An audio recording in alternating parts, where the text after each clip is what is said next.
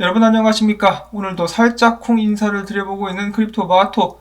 어제와 마찬가지로 약간의 업데이트 한번 준비를 해봤습니다. 자, 첫 번째 소식은 어찌 보면 복습이라고도 볼 수가 있겠는데요. 이 판사가 SEC 측이 요청한 디스커버리 기간, 이 증거 수집 기간 연장을 승인해 줬는데 그와 동시에 리플사가 요청한 부분도 승인을 해줬단 말이죠. 그것은 바로 국제사법공조 요청서안인데요. 몇 번 이미 이야기가 됐다시피 전세계 여러 거래소들의 사법 공조를 요청해가지고 리플사의 임원들 및 리플사가 판매한 XRP가 미국 외 지역, 즉 SEC의 관할권 밖에서 판매가 됐다는 것을 증명할 수 있다라면은 미국인들을 대상으로 판 것이 아님을 증명할 수 있다라면은 SEC가 리플사에 적용한 증권법 5조 위반 혐의가 무효화될 수 있다라는 것이죠. 그래서 리플사의 전략 또한 계속되고 있다라고 볼 수가 있겠고, 어제 예상을 했다시피 어떤 분들께서는 리플사가 무조건 이긴다, 어떤 분들께서는 리플사가 무조건 진다. 무조건 진다라고 이야기하는 사람들은 리가라고 볼 수가 있겠죠. 그 외에 슬슬 또 안 좋은 글들도 달리기 시작하는데요. 두고 봐야 알 것 같은데 저는 아직도 합의로 마무리가 될 것 같다라고 생각을 하고 있습니다. 당연히 시간을 끌면 끌수록 리플사 쪽에는 안 좋긴 합니다. 그 부분에 대해서는 저도 이 소송이 시작됐을 때부터 언급을 드린 부분인데요. 모두가 다 아는 사실이기 때문에 일단은 그래도 그냥 기다리는 수밖에 없겠죠. 자, 그 다음에 리플사가 메나 지역을 대상으로 수혜를 진행하고 있다고 합니다. 근데 비공개 이벤트라고 해요. 작년 같은 경우도 이런 식으로 지역별로 나누어서 미니 수혜들을 진행한 후에 나중에 연말에 큰 수혜 행사를 열었었죠. 올해에도 지역별로 미니 수혜이 진행되고 있는 것 같습니다. 자, 그런데 가장 큰 차이점이 있다라면은 이번 수혜 같은 경우는 앞에서 언급을 드렸다시피 비번이 있어야만 들어갈 수가 있습니다. 아무나 참관할 수 없도록 만들었다는 것이죠. 자, 과연 어떤 비밀 이야기들을 하고 있을까? 제이 클레이튼 뒷담화를 까는 것일까? 궁금한데요. 나중에 관련된 업데이트가 나올 수 있기를 바라봅니다. 자, 그 다음 소식 같은 경우는 리플사와 직접적으로 관련이 없는 소식이긴 한데요.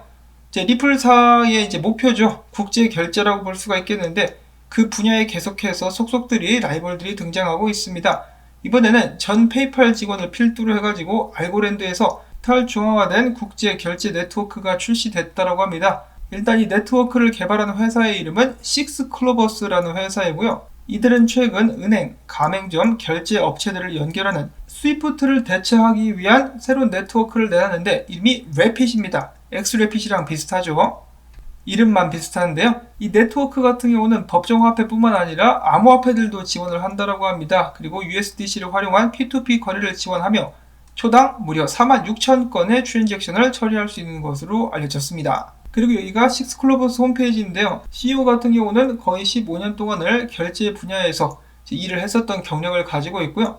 그 다음에 CTO 같은 경우는 페이팔에서 15년, 말할 것도 없죠. 그래서 꽤 쟁쟁한 라이벌이 될 수 있을 것 같다는 생각이 들고, 그 다음에 얼마 전에 슈퍼 떡상을 이어가면서 큰 화제가 됐었던 이 코인이 있었죠. 텔코인이 있는데 얘네도 마찬가지입니다. 국제 송금을 목표로 사업을 진행하고 있는 회사이고, 얘네들 말고도 지난번에 비너스였었던가 스텔라를 기반으로 한 벨로, 그리고 나노 같은 경우도 비슷하다라고 볼 수가 있겠는데요.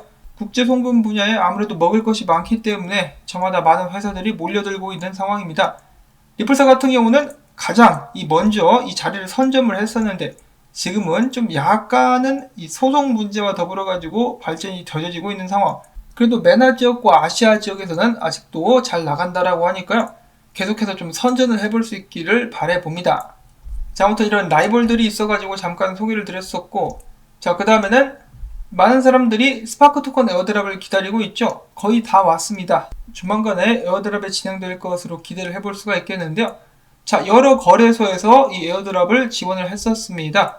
이 넥소 같은 경우 근데 플랫폼 자체 내에서 스파크 토큰을 지원하진 않을 것이기 때문에 넥소를 통해서 에어드랍을 받게 될 사람들 같은 경우는 나중에 에어드랍이 이루어지게 되고 나면은 해당 토큰을 이 스파크 토큰을 지원하는 거래소나 지갑으로 옮겨야 된다라고 이야기를 하고 있네요.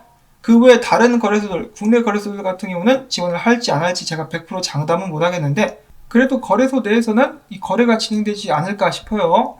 만약에 거래를 안 한다 그러면은 옮기면 되겠죠. 거래를 지원하는 곳으로 옮기면 되겠는데 구체적인 사항 같은 경우는 각 거래소들이나 플랫폼에서 따로 여러분들께 공지를 드리겠죠. 그것을 기다리시면 될 것 같고요. 또한 참고로 플레어 네트워크에서 진행하는 것이 아니라 플레어 파이낸스에서 진행하는 에어드랍이 한 가지가 더 있죠. 이 스파크 토큰을 보유한 사람들을 대상으로 진행되게 되는 디플레어 토큰 에어드랍, 이 에어드랍 같은 경우는 리플사랑은 관계가 없습니다.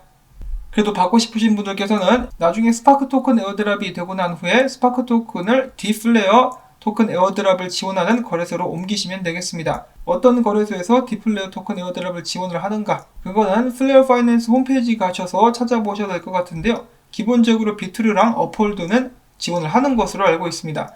자, 그리고 말이 나와서 말인데요. 지금 현재 스파크 토큰 IOU가 비트루에서 거래가 진행 중에 있는데 가격이 1달러 61센트 정도가 되네요. 나쁘지 않죠. 여러분들께서 만약에 스파크 토큰 에어드랍을 받으신다면 최소 1대1 비율로 스파크 토큰 에어드랍을 받으실 것이기 때문에 그냥 갖다 파셔도 굉장한 수익이 되지 않을까라고 생각을 합니다. 저는 기대를 하고 있어요. 받으면 그냥 다 갖다 팔아버릴까라고 생각도 해보고 있는데, 반면에 많은 사람들이 이 플레어 네트워크의 미래가 창창하다, 그러면 스파크 토큰 가격도 오를 것이기 때문에 뭐 오랫동안 또 가지고 있으면 수익을 더 낼 수 있지 않겠느냐라고 이야기하는 사람도 있었습니다. 일단 토큰 받으면은 그때 가서 생각을 해봐야겠네요. 자, 아무튼 이렇게 해가지고 약간이나마 도움이 될 수 있을 만한 짜잘짜잘한 소식들을 한데 모아봤습니다. 즐겁게 들어주셨다면은 오늘도 토마토밭에 물 주기 여러분들께 부탁을 드리면서 저는 다음에 새로운 소식 가지고 인사를 드리도록 하겠습니다. 안녕히 계십시오.